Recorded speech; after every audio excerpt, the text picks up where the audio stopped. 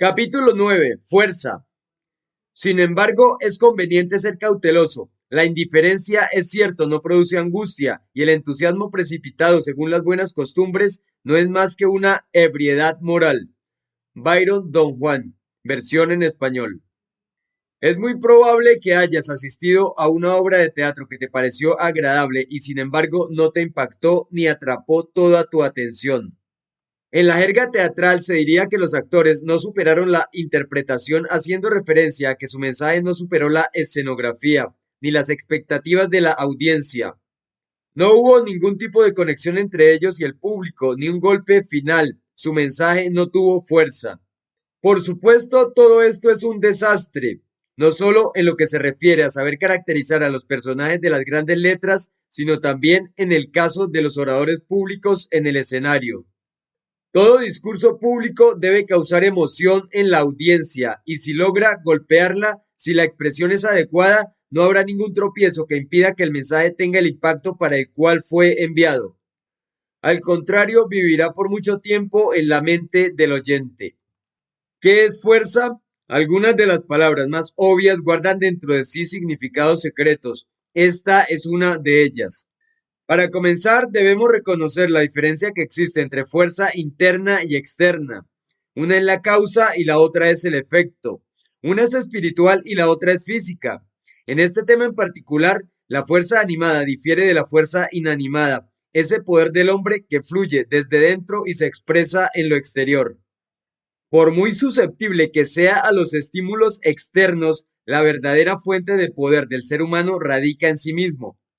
Suena a psicología pura, pero la fuerza ejerce un papel práctico intenso cuando se trata de hablar en público, como veremos más adelante. No solo debemos discernir la diferencia entre la fuerza humana y la mera fuerza física, sino que no debemos confundir su esencia real con algunas de las características que pueden y no pueden acompañarla. Por ejemplo, la sonoridad no es fuerza, aunque la fuerza a veces puede confundirse con el ruido. Rugir no ha sido nunca un buen estilo de discurso, sin embargo, hay momentos importantes para el orador, no minutos, durante los cuales una voz fuerte es útil para causar un gran impacto.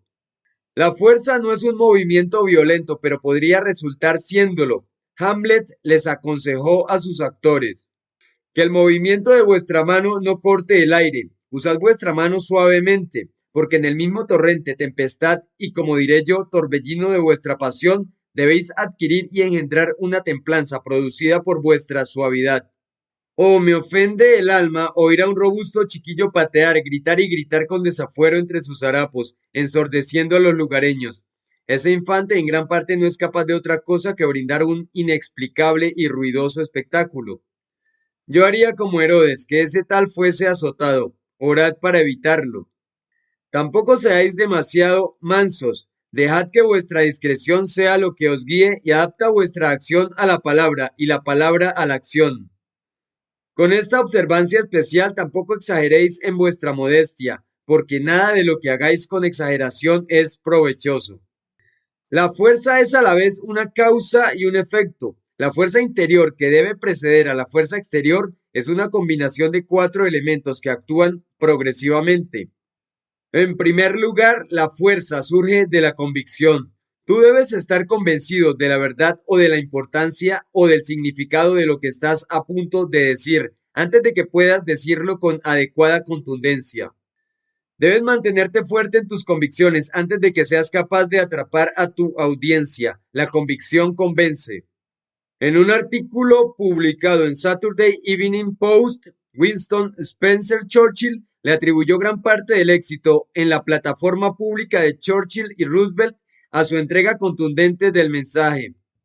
No importaba lo que ellos tuvieran que decir, estos hombres tenían la capacidad de hacerle creer a la audiencia que lo que estaban diciendo era lo más importante del mundo en el momento en que ellos lo decían. Los dos se dirigían a sus audiencias diciéndoles, hagan esto o perecerán. Esa clase de discurso es convincente, requiere de esa actitud viril, vigorosa y agresiva que es la que distingue y mantiene en el escenario las carreras de nuestros líderes más importantes. Pero veamos un poco más de cerca los orígenes de la fuerza interior. ¿Cómo afecta la convicción al orador que la siente?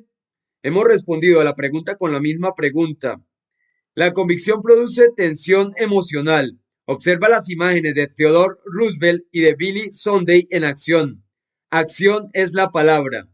Fíjate en la tensión de los músculos de sus mandíbulas y las líneas tensas de los tendones de sus cuerpos al alcanzar su máxima expresión de fuerza mientras transmiten su mensaje.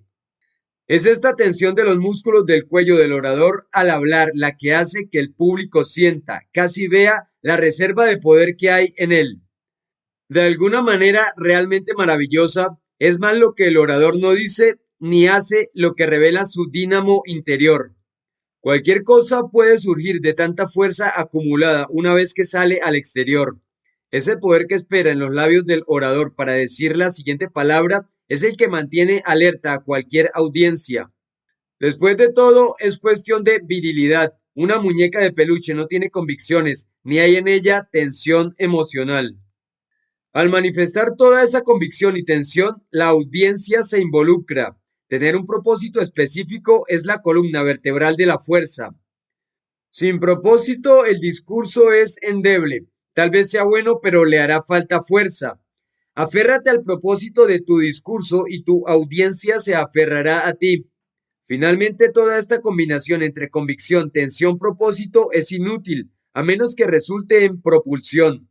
Recuerda como Young en su maravilloso Night Thoughts delinea el hombre que trabaja prudente sin descanso en su propósito, resuelve y vuelve a resolver, y muere resolviendo. No dejes que tu fuerza se acabe, fortalece tu convicción, tensión emocional, resolución y poder propulsor. ¿Se puede adquirir fuerza? Sí, si el adquiriente tiene las capacidades que acabamos de esbozar.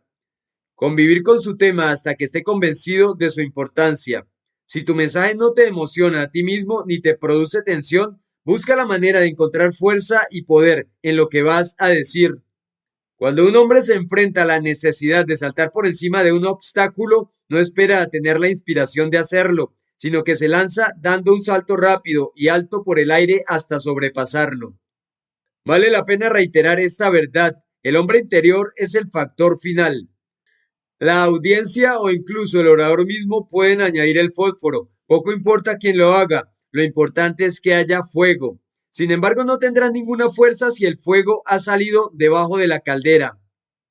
No importa cuán bien hayas dominado el equilibrio, la pausa, la modulación y el ritmo, si tu discurso carece de fuego, está muerto. Y un discurso muerto no moverá a nadie. Existen cuatro factores que te ayudan a darle fuerza a tu mensaje y a estar en control. Si no los tienes, los puedes adquirir. Son tus ideas sobre el tema, tus sentimientos acerca de él, la redacción del mensaje y la manera de comunicarlo. Cada uno de ellos es tema de discusión en este volumen, excepto la redacción, la cual requiere de un estudio retórico más completo. Sin embargo, es de gran importancia que seas consciente de cómo la formulación de las palabras le imprime fuerza a una frase. Te recomiendo The Working Principles of Rhetoric de John Franklin Genung o los tratados retóricos de Adams Sherman Hill de Charles Sears Baldwin. A continuación encontrarás algunas sugerencias sobre el uso de ciertas palabras para adquirir fuerza. Recomendaciones en cuanto a la elección de palabras. Las palabras sencillas tienen más fuerza que las palabras menos usadas. Las palabras cortas tienen más fuerza que las palabras largas. Las palabras específicas tienen más fuerza que las palabras que denotan generalidades. Las palabras connotativas, aquellas que sugieren más de lo que dicen, tienen más fuerza que las palabras ordinarias. Los epítetos, palabras figurativamente descriptivas, son más efectivos que los nombres. Las palabras onomatopoéticas tienen más fuerza que muchas otras palabras. Recorta los modificadores, corta los conectores, comienza con palabras que requieran atención.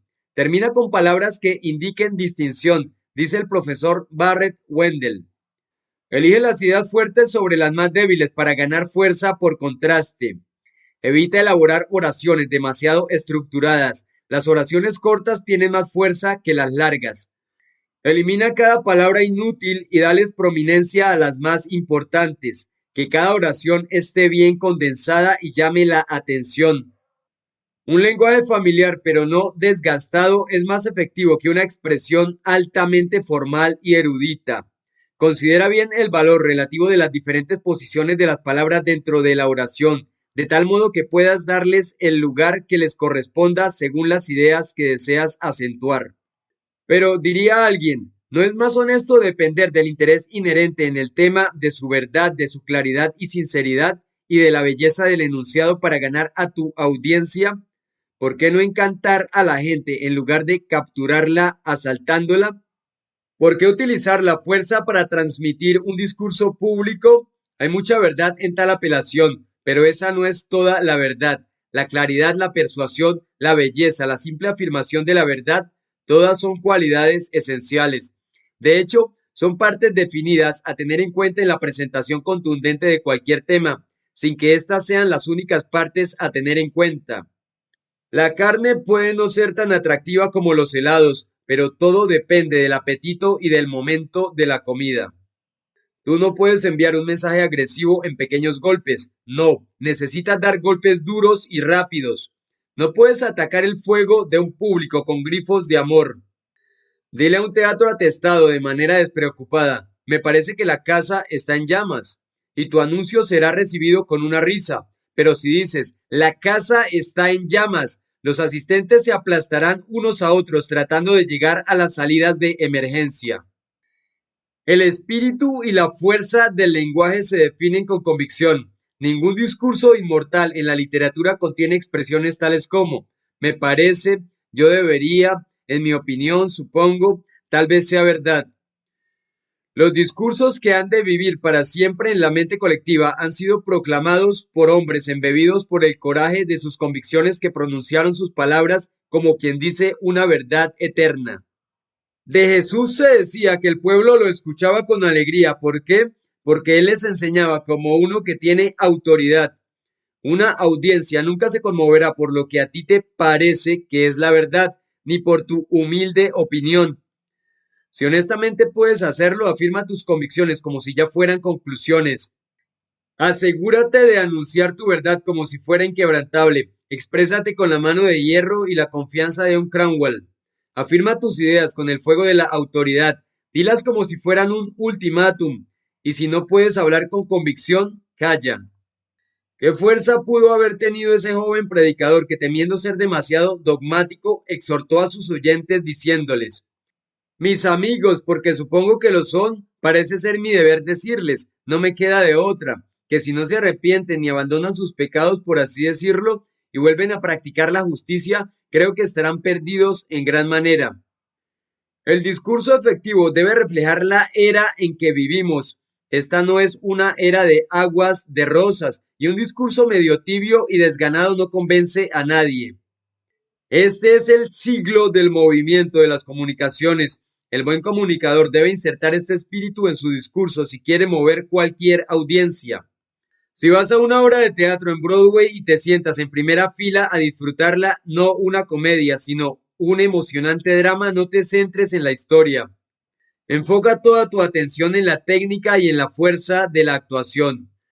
Encontrarás que hay implícita una intensidad infinitamente sutil en los diálogos y no te quedará más remedio que concluir que es esa fuerza bien calculada, bien medida y delicadamente sombreada la que se encarga de dejar el discurso en la mente del público.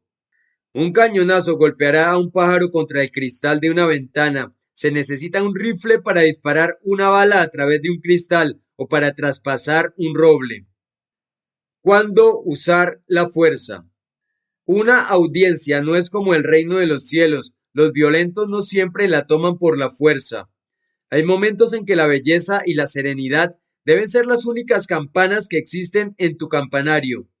La fuerza es solo uno de los grandes extremos del contraste. El otro extremo es el silencio. Sin embargo, no utilices ninguno de los dos en exceso para no resultar excluyendo otros tonos. Sé diverso en el uso de los tonos y procura encontrar en la variedad un efecto perfecto aún mayor del que alcanzarías intentando el uso constante de la fuerza y el silencio. Si estás leyendo un ensayo sobre la belleza de las madrugadas, el canto de las aves o explicando el mecanismo de motor a gas, un discurso de estilo vigoroso está totalmente fuera de lugar. Pero cuando estás apelando a las voluntades y a las conciencias de la gente para tomar una acción inmediata, la fuerza con que envíes tu mensaje debe ser contundente y convincente. En tales casos, considera las mentes de tu audiencia como si fueran cajas fuertes que han sido bloqueadas y cuyas llaves se perdieron. No trates de averiguar las combinaciones. Vierte un poco de nitroglicerina en las grietas y enciende el fusible.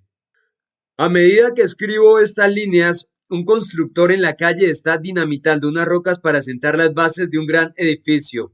Cuando quieras obtener acción, no temas usar dinamita.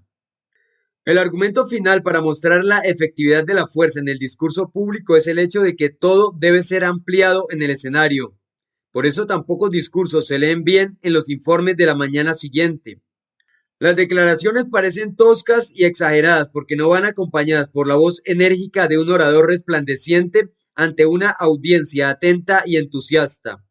Por lo tanto, cuando estés preparando tu discurso, procura no elegir frases suaves. Tu audiencia inevitablemente convertirá el tono de esas palabras en el gris de un frío atardecer. Cuando Fidias fue criticado por las declaraciones ásperas y atrevidas de su competidor, él sonrió y pidió que su estatua y la de su rival fueran colocadas sobre la columna a la que estaba destinada la escultura. Cuando lo hicieron, todas las exageraciones y las crudeces entonadas desde la distancia se fundían en una gracia exquisita de línea y forma. Cada discurso debe ser especial en cuanto a su idoneidad y proporción. Si así lo prefieres, evita ser estruendoso al pronunciar tu discurso, pero como Wendell Phillips, imprímele un silencio relámpago.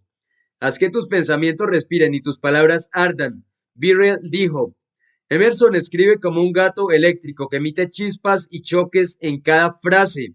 Ve y habla de la misma manera, sé enérgico al pronunciar tu discurso. Preguntas y ejercicios. Primero, ilustra repitiendo una frase de memoria lo que se entiende por emplear la fuerza en el habla. Segundo, ¿cuál en tu opinión es el más importante de los principios técnicos del discurso que has estudiado hasta ahora? ¿Por qué? Tercero, ¿cuál es el efecto de hacer demasiada fuerza en un discurso y demasiado poca? Cuarto, analiza alguna conversación poco interesante o un discurso ineficaz y explica por qué fracasaron. Quinto, sugiere cómo podrían ser mejorados. Sexto, ¿por qué los discursos tienen que ser pronunciados con más fuerza que las conversaciones?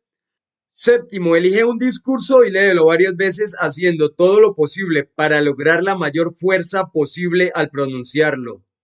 Octavo, escribe un discurso de 5 minutos, no solo discutiendo los errores de aquellos que exageran y o minimizan el uso de la fuerza, sino que por imitación muestra sus debilidades. No te burles, sino imita.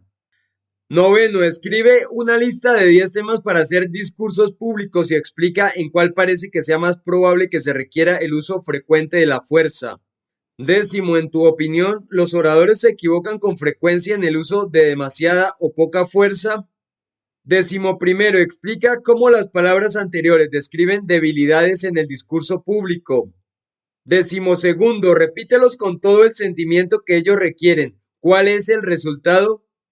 Décimo tercero, ¿qué pasos piensas tomar para desarrollar el poder del entusiasmo y el sentimiento en tus discursos? Decimocuarto, escribe y pronuncia un discurso de 5 minutos ridiculizando a un orador que usa pomposidad y exceso de entusiasmo. Imítalo.